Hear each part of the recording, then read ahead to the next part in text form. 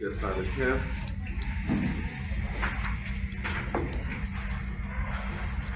All right, so we stopped on intramolecular Williamson ether synthesis. So let's go over that again.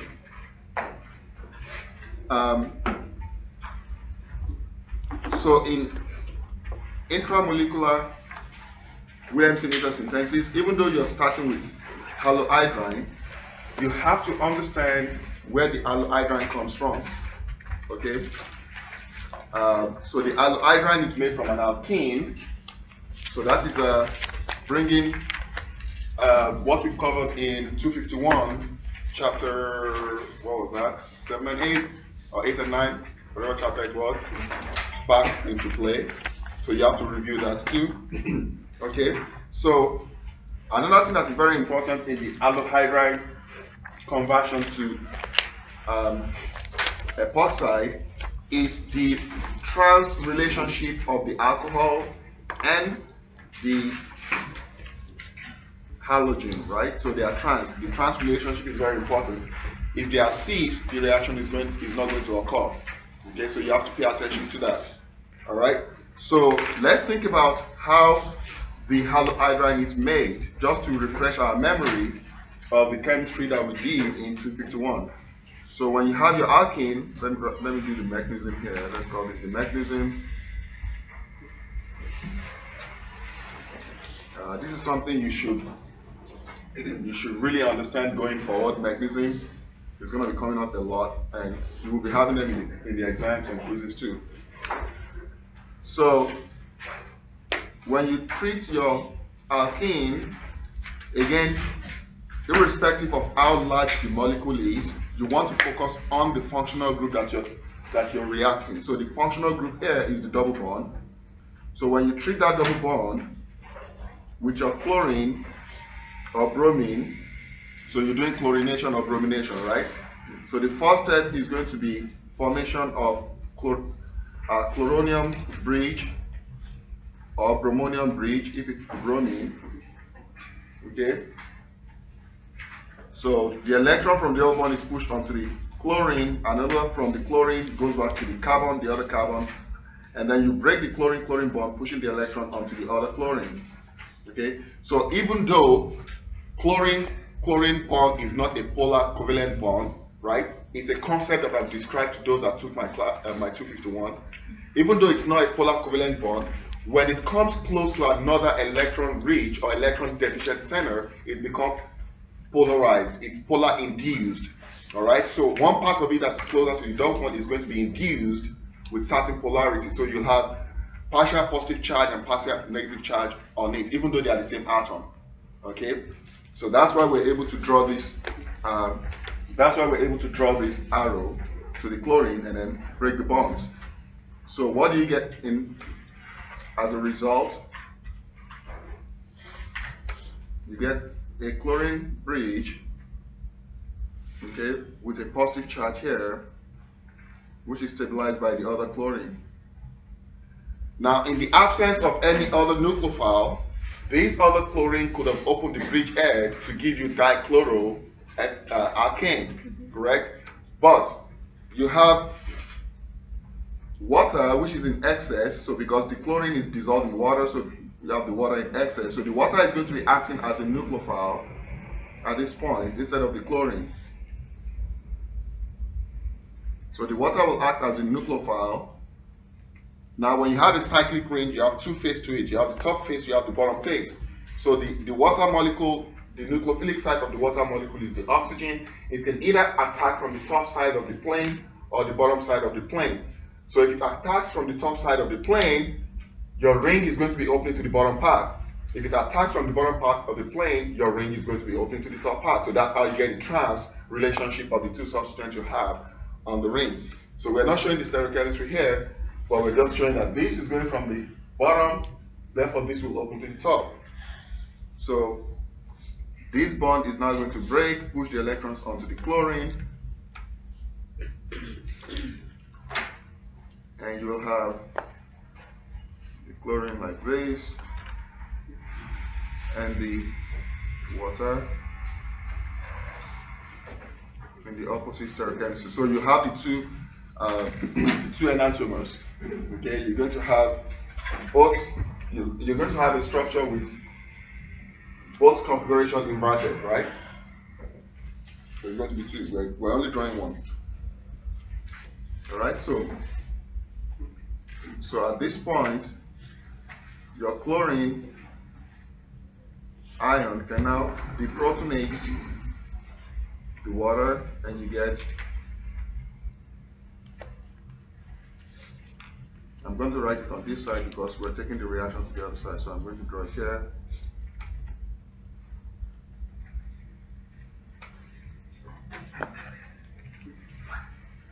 Actually, if I do that, this is the dashes, but let's just take it that way. That's fine. Okay?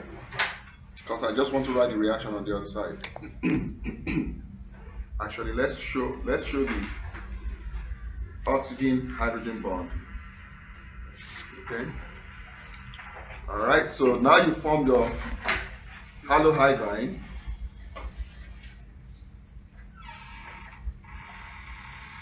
Now when you treat this halohydride with a base,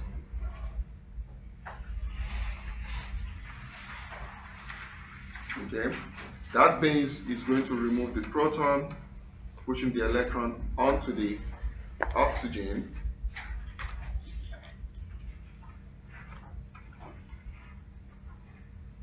And you get the alkoxide.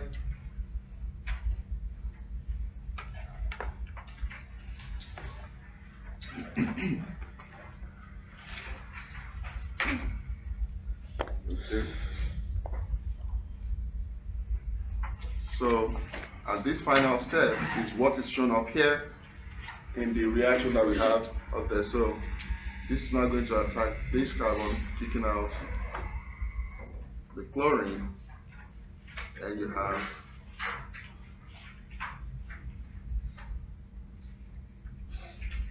I should have been marked stereochemistry. I'm thinking about it, but it's okay because you're going to have both enantiomers anyway. Now watch this.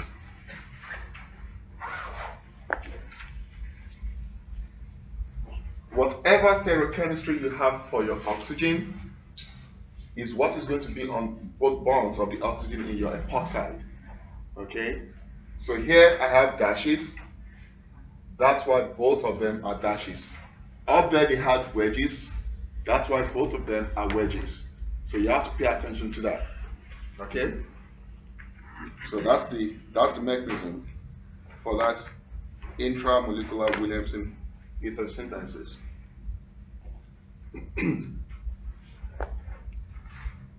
So now let's go to the reactions of epoxide. The reaction of epoxide.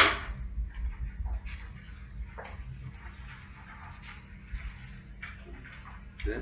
So the two reactions of epoxide that we're going to talk about is basically ring opening epoxide. Ring opening of epoxide. Okay. Ring opening of epoxide. Now the ring opening of epoxide can be catalyzed by both acid or base. Alright, but they're both ring opening epoxides. So the first one we're going to look at is the acid catalyzed epoxide ring opening. Acid catalyzed epoxide ring opening. This is like an SN2 reaction. So it's basically going to occur with the backside attack of the nucleophile on the electrophile. Actually, one thing I wanted to point out, let me go back here, because I wanted to point out every concept that you've learned about. So if you look at this halohydride, the oxygen here, let me draw it up here, that oxygen is your nucleophilic site.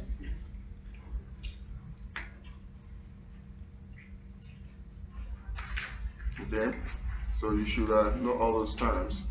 And the carbon here that is bearing your halogen is your electrophilic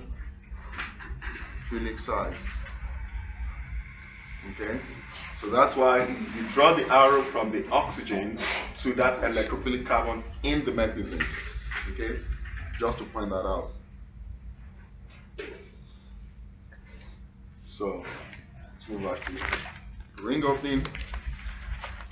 All right, so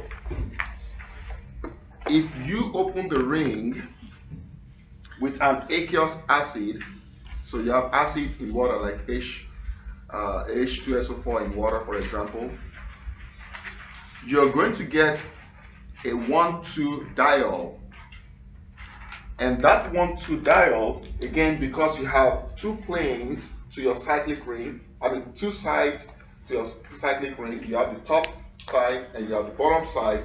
So that means your nucleophile can attack from the top, opening the epoxide to the bottom, right? So you're always going to have trans relationship of the incoming nucleophile and the alcohol you're creating on the ring.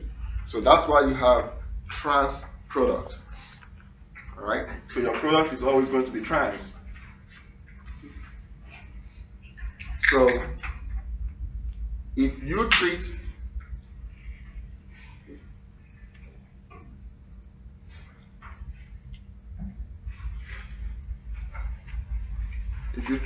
your epoxide with an acid, so the oxygen again is your nucleophilic side because of the lone pair of electrons, it's going to pick up the proton and this bond will break and the electron will push onto the oxygen. Okay, so you will get protonated epoxide and a water molecule. Now the water molecule here is going to act as a nucleophile at this point, again with the oxygen.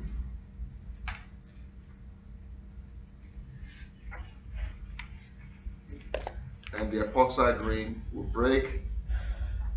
Okay, so now you form this intermediate protonated diol. And again, the water will act in this case as a base, not as a nucleophile, to take that proton that you have on the oxygen and you get your neutral diol.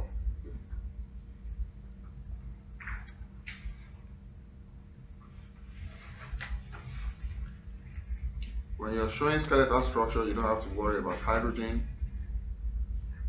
So this is here. But the stereochemistry of the diol you're getting is very, very important. Okay, so that's the 1,2 diol. Okay, and they're trans. The relationship there is trans to each other.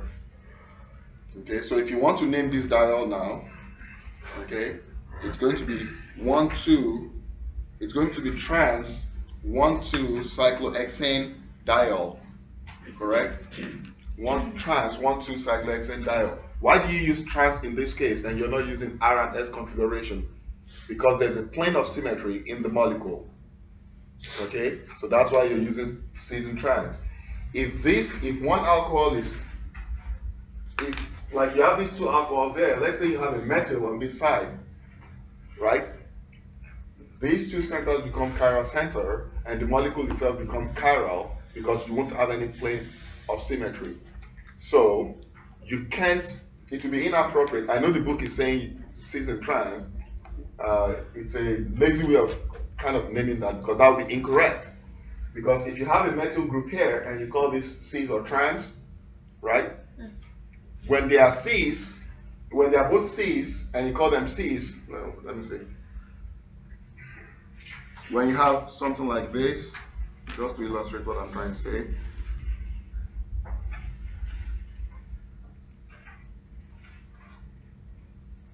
Okay, if you name this as cis, and you say whatever cis you want to call it, and then you name this also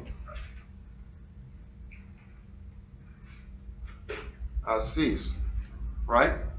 Those are two different molecules. That will be incorrect because of the chiral center you have there.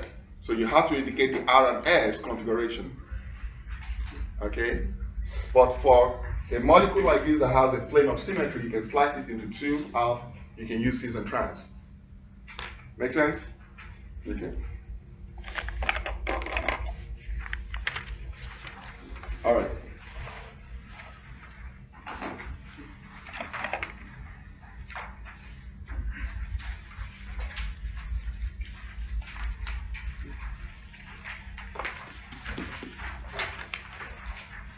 Now, when both epoxide carbons are either primary or secondary,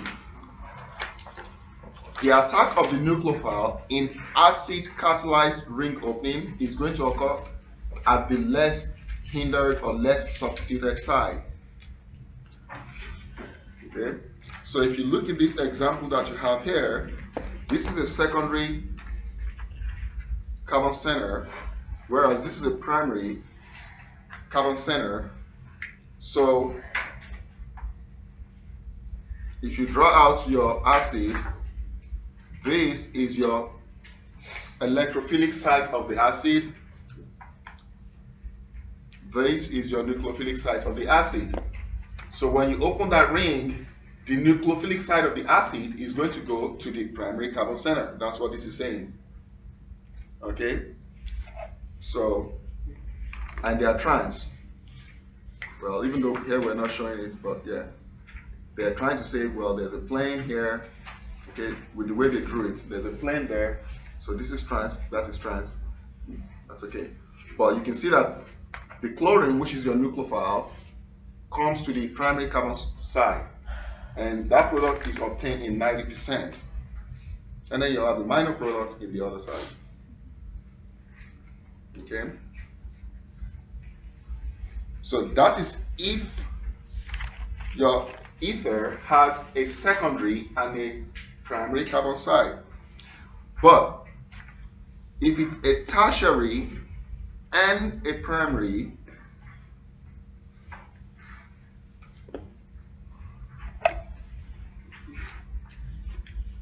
your nucleophilic side of the acid, whether it's HCl, HI, HBr, right?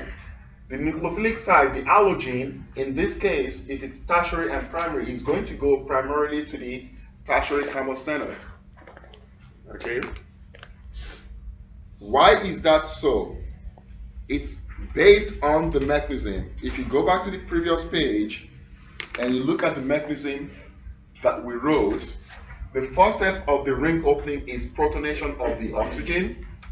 And when you protonate the oxygen, you have a positive charge on oxygen and electronegative atom. It doesn't like that. So that positive charge is being felt over here and over there. Okay? So that means you have to think about the stability of carbocation. So that's like having a resonance structure between a carbocation here and that. So it's like you have a resonance structure that can put the positive charge on the carbon for the incoming nucleophile to go onto. Okay? So, since you can practically think about a positive charge on the carbon, you have to think about the stability of that carbocation intermediate. So, in tertiary versus primary, you're going to be having a tertiary carbon center, which is extremely stable. Okay? So that's why your nucleophilic site of the acid is going to go primarily there. Make sense? All right. Okay. So now let's look at base catalyzed epoxide ring opening. Base catalyzed epoxide ring opening.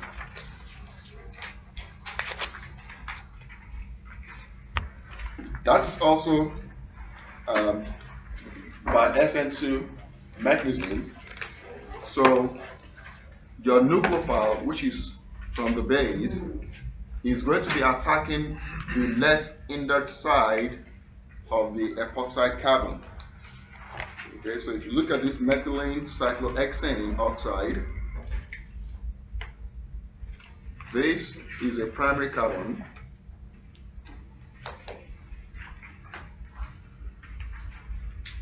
And that is a tertiary carbon. So the primary carbon is less hindered, Therefore, your nucleophile in that case will go primarily to the less inlet side because there's no carbocation intermediate to talk about here. Okay, so it's strictly by steric hindrance. All right, and you have another example here. Okay, so this is called methoxide. Ethoxide because it's from ethyl. You have ethyl. So this is ethoxide. If it is methyl, there you have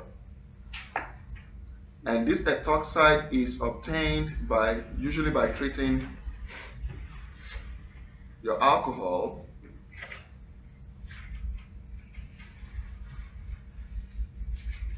with, you use base, strong base like KOH or whatever, but in most cases they use sodium, methyl, okay, and that will give you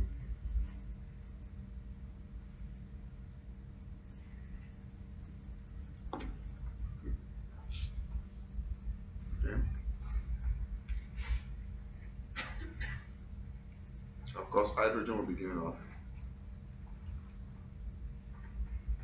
So that's so in some cases you may see a reaction written without the methoxide there, or with the methoxide with the counter-ion like sodium, or you have a reaction written with methanol, ethanol, or any alcohol with sodium methyl. So you should know that that is generating in situ the methoxide or ethoxide of any alkoxide. Okay, and that alkoxide can act as a nucleophile and as a base, but in this case it's acting as a nucleophile to attack.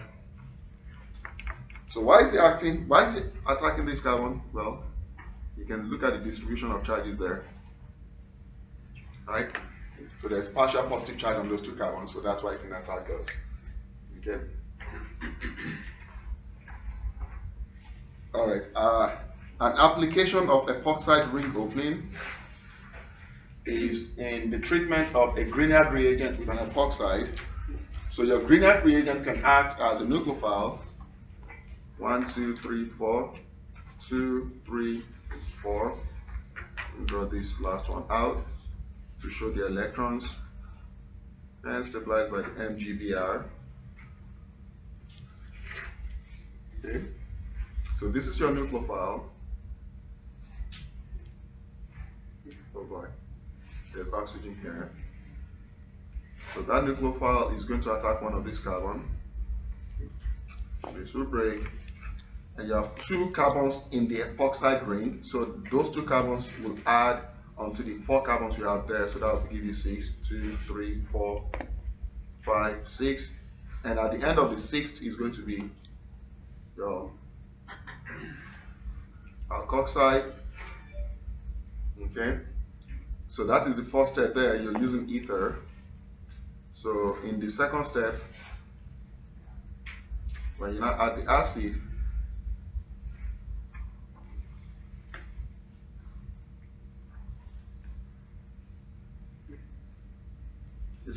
this will break one of the hydrogens from the acid and becomes protonated 2, 3, 4, 5, 6 with the oxygen and that, and of course plus water. So we don't really care about the water, we just keep track of our carbon in the acids, in the alcohol. All right. So that concludes the 2 reactions under epoxide ring opening. Very easy, right? When you're making the epoxide and you're using sodium, you were saying it's sodium methyl? You're using sodium methyl.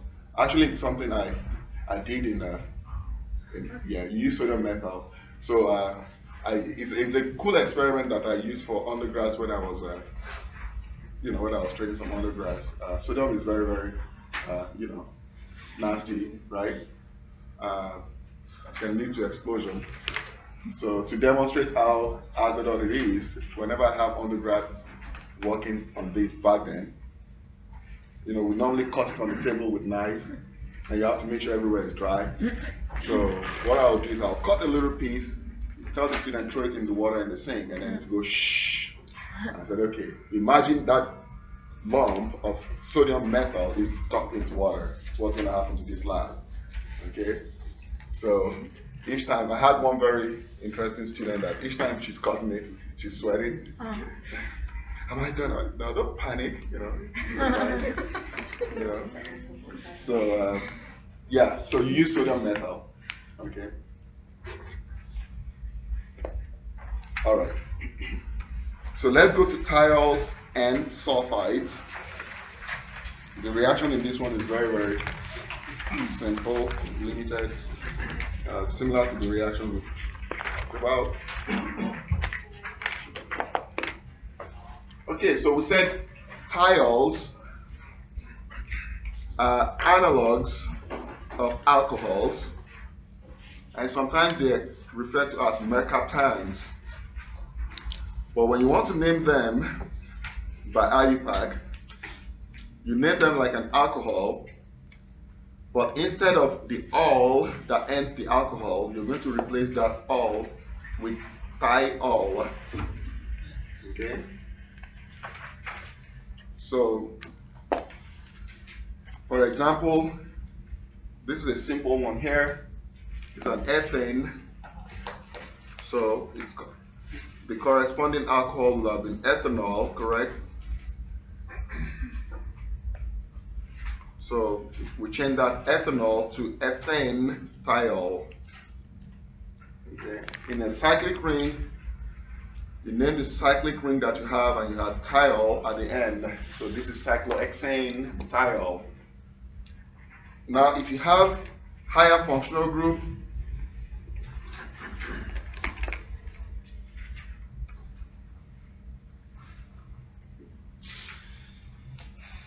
if you have higher functional group in the molecule, then the thiol becomes a substituent, and then you call it a mercapto group. Mercapto. So for this benzoic acid that is substituted with SH, that SH is a mercapto group. Okay, and it's at position 1, 2, 3, so you can say 3 mercaptobenzoic acid, but because it is disubstituted, you can use the auto-meta para designation. So this will be meta. So this is 3 mercaptobenzoic acid.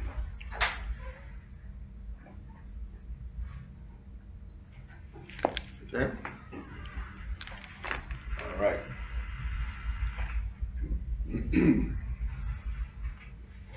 You guys know that little thing there, right? Okay, so when you're wondering what is responsible for the smell of that spray thing that you get from skunk, it's a thiol base. These are nasty smelling chemicals. Unfortunately, we have to work with them sometimes, right? I remember my supervisor talking about when he started his grad school, and he was just married, and he was working with this thing. And then, he didn't really, as a chemist, sometimes you don't pay attention to what you're doing in the lab. You're just like, okay, I'm in the lab at work, I'm going out, okay, fine. I close up, I'm going, right? Nobody's bathing in the lab, right? So he got into the train, and people will run away from him. This was in Finland. And they'll be wondering, what's wrong with me? Why are people running away from me?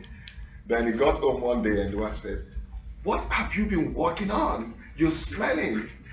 Then you realize, so this thing absorbs onto clothes, right? So they smell very bad. I've gotten that a couple of times too when I get home. The last time we worked on camphor, that was nice smelling, and I got home and my wife was like, I've been working on something that smells like camphor. I said, we actually made camphor. So I didn't know it absorbs onto me, even though I had my lab coat on. Yeah, so that's what is responsible for skunk smell, and that's why you have to take tomato bait, right? Keep yourself in tomato. Why? Is that a true thing? I've never had to do that, but yeah. But I think it does. So again, it's chemical reaction, okay? Just like we talked about ozonolysis, right? When you do ozonolysis, let's say your car is smelling, you take it for detailing, and then they put this ozone machine in it. What that ozone machine is doing is creating a chemical that is going to oxidize the double bond or whatever functional group that you have, causing the smell. So in the case of the butane thiol, this can be oxidized and clipped into two. So you get a carboxylic acid or aldehyde, depending on what. So in this case, it's going to be aldehyde, right? Ozonolysis, right? So it's going to be aldehyde, and aldehyde smells better than alkene. You synthesized alkene last semester, right? Remember how it smelled? It was nasty smelling. Okay, but when you oxidize it, it smells good. When you did the bromination as a test, you saw that it didn't smell bad at all. Okay, so that's combustion of functional groups. Sulfur group also can be oxidized, as you're going to see later on, to sulfones, which doesn't smell as bad. Okay, so everything is explainable in chemistry, right? All right. So how do you make those thiols? You make thiols by treating your alkyl halide. Okay, so this is an alkyl halide.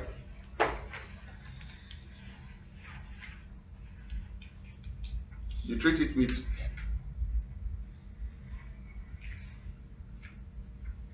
a hydrogen sulfide. Well, not hydrogen sulfide, hydrosulfide anion. How do you get that hydrosulfide anion? You can get it by,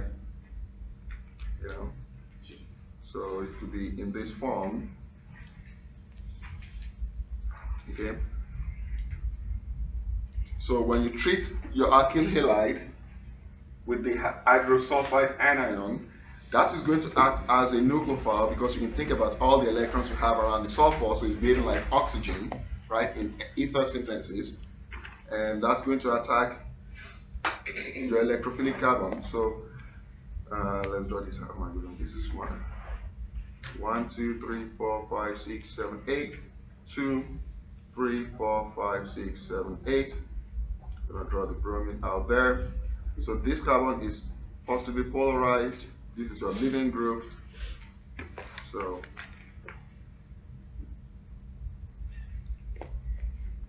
this is going to attack the electrophilic carbon, kicking out your leaving group. And then you get your thiols.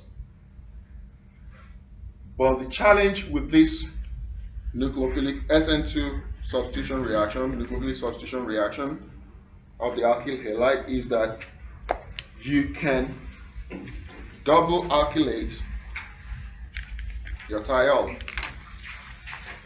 Okay, you can double alkylate your thiol. So what does that mean? What does that mean? I'm going to go back to the previous page. The thiol that you form here has an alkyl group that is donating electron inductively to the sulfur, so it's making it even more nucleophilic.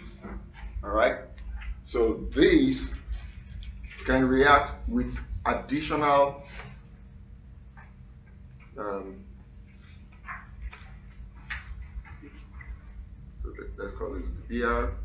1, 2, 3, 4, 5, 6. I believe you have 6. 1, 2, 3, 4, 5, 6, 7, 8. 1, 2, 3, 4, 5, 6, 7, 8. So this can react with one more equivalent, and then you have 3, 4, 5, 6, 7, 8. 1, 2, 3, 4, 5, 6, 7, 8. You have that. Okay. So instead of getting your thiol, you're going to get your sulfide. All right. So to prevent that, to prevent the double alkylation, you can, instead of treating your thiol with the hydrosulfide anion that you have from NaSH, you can use thiourea. Okay, you can use thiourea, and the thiourea is going to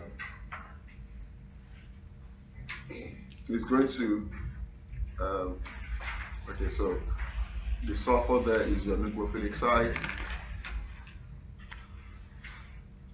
You have to recognize that. Okay, so the question is going to be, why is that your nucleophile when you have, why is that your nucleophile when you have this lone pair of electron also on these nitrogens, right? Okay, Well, you can think about it as this sulfur is electronegative, just like your carbonyl, and it's pulling electrons away inductively, by resonance, from those nitrogens. So what you actually will have as a resonance structure to that is this.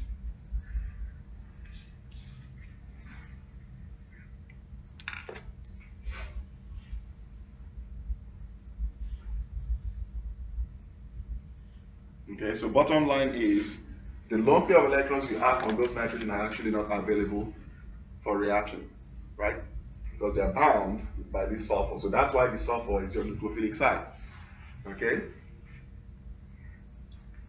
So that sulfur is going to attack the electrophilic carbon in your alkyl halide, form this intermediate, kicking out the bromine. Okay? And then when you do hydrolysis,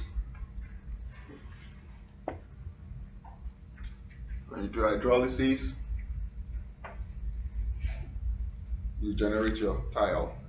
Okay? All right.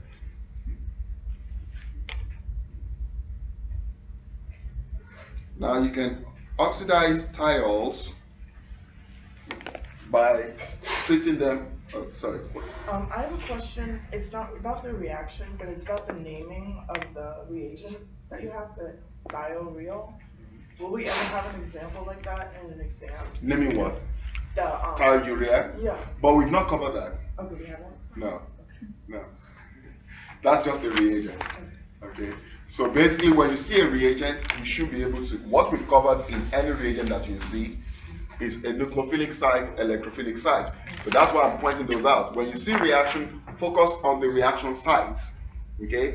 Be able to identify the nucleophile, the electrophile, the electrophilic site, the nucleophilic site, because that's what the reaction is all about. Irrespective of how complex the structure is, the reaction is going to take place in the reaction site.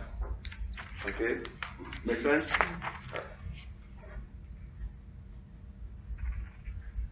All right, so you can oxidize thiol by treating it with bromine and iodine, and that will give you a disulfide.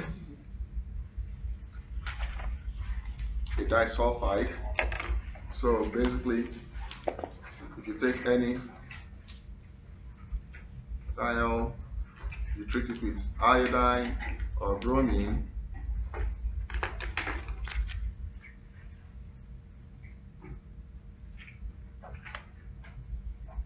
one, two, three, four, 1, 2, 3, 4, right? Okay, it will give you this disulfide, and you can break or cleave that disulfide bond by treating this with zinc or any metal under acidic conditions, and that will give you. So basically, you're using 2 equivalents of this, and over here you'll be getting back 2 equivalents of that. Okay.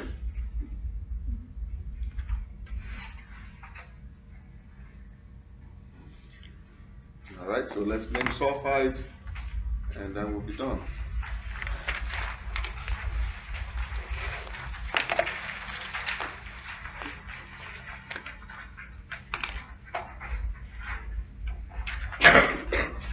So sulfides are analogs of ethers. So when you want to name them, just identify the alkyl group that you have connected to the sulfur. So in ether,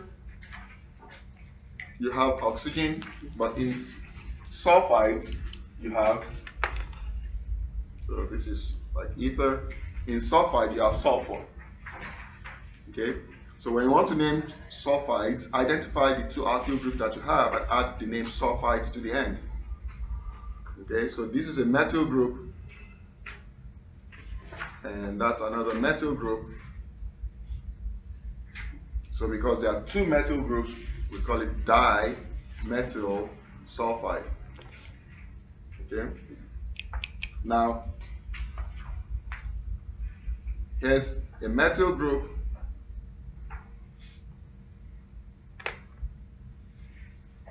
this, when connected, becomes a phenyl group. When alone, it's a benzene. Okay, so M comes before P, so it's methyl phenyl sulfide. Now, just like in ether, if you have another functional group in ether, the ether functional group becomes an alkoxy group, right? So for sulfide, if you have another functional group, it becomes a thiol. So it's going to be alkyl thiol or thiol, right? With the oxygen, it's alkoxide. So with the thiol, it becomes thiol, right? You remove the L, okay? So it's a thiol. So for this group that we have here, we're treating these as a substituent coming off of the parent chain. So this is a substituent, and that substituent in this case is called a methyl with the sulfur thiol, and it's at position 3 from the double bond in the ring, so you call it 3-methyl thiol in brackets cyclohexene. Okay. All right. How do you prepare them?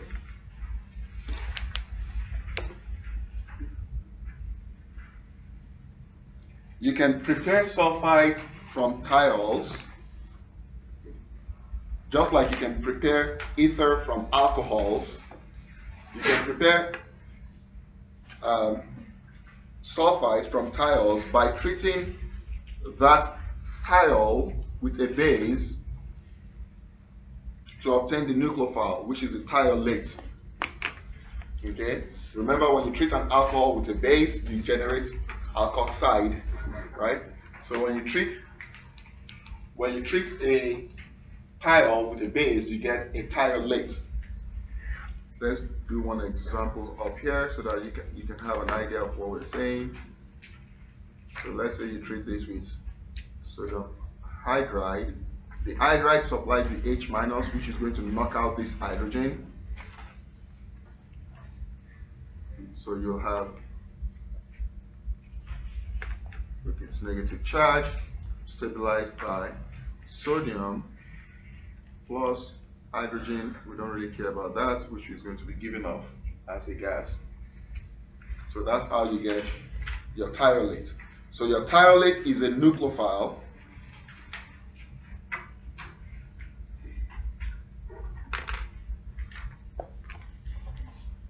Okay, so when you see S-, you know it's a nucleophile, and if it's reacting with alkyl halide,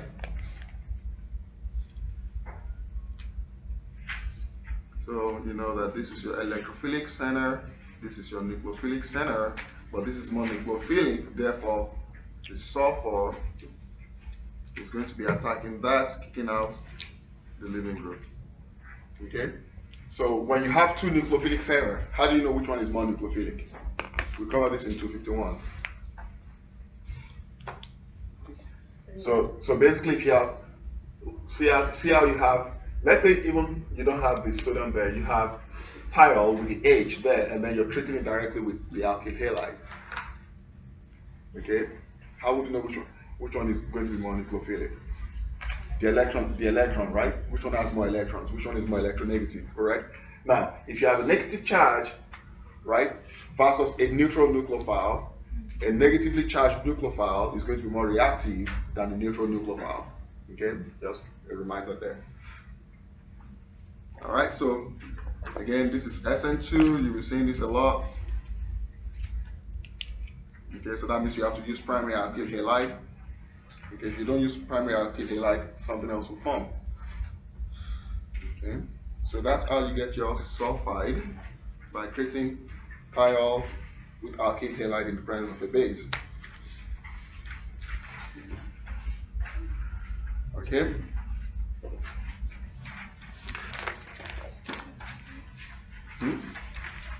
Is the CH3I a primary alkyl halide? Yeah. Well, it's a primary alkyl halide. It's a methyl halide, but it's a primary carbon center. Okay. Right. Right. Okay. Final page.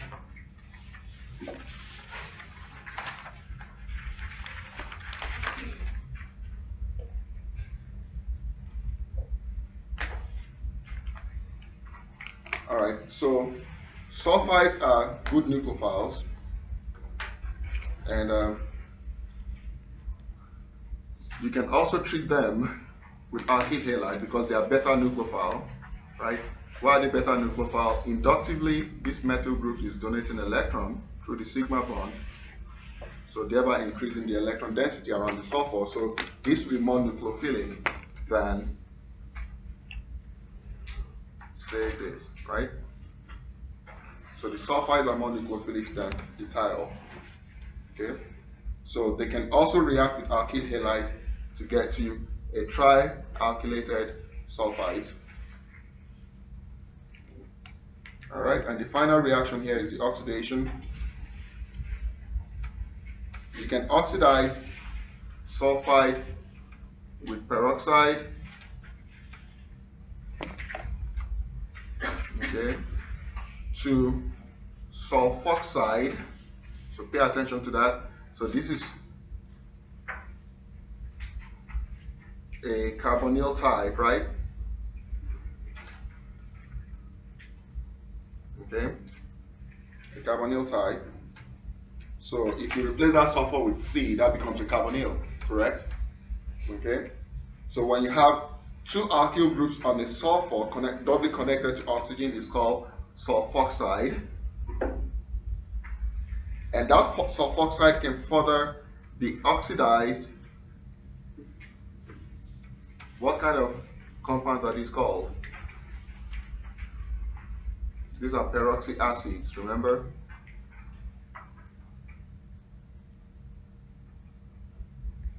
Peroxy acids. Okay? So it's this CH3 connected to that base. Okay? Peroxy acids. Where did we use peroxy acids? In what reaction? No. No. Where do we use peroxy acids? Is it esterification? No. Epoxide formation. Okay, epoxide formation of an alkene, right? When you treat alkene with peroxy acid, you get epoxide in one step. Okay? We just talked about that not long ago. So when you have that, doesn't matter what kind of alkene is, and you treat it with peroxy acid, generic form, right? You're going to get your epoxide, and as a side product, the corresponding acid of the peroxy acid, right? And I give you the mechanism for that, epoxide formation, right? That will be on page, did anybody find it? Page 8 of this, no, page 8. So that peroxy acid can also oxidize your sulfoxide to sulfone. Okay? So that explains why the skunk scent can be removed by oxidation. Okay? All right, any question? All right, so with that we come to the end of epoxides and thiols and sulfides, and we'll solve more problems in the recitation. I think I'm going to go over the exams with you guys, and then we'll solve more problems. Well, I'll see you then. Yeah, you have a question? Yeah, is chapter 19 next? Yeah, we're doing chapter 19 next. Okay. That's correct. Are the exams ready for pickup? Yeah, so the exam, I'll bring them to you. I mean, QST. I'll bring them to you in the recitation. But if you want to come by, okay. It's up to you. If you want to come by, you can come with them. But I'll bring them to you for the rest station. Yeah.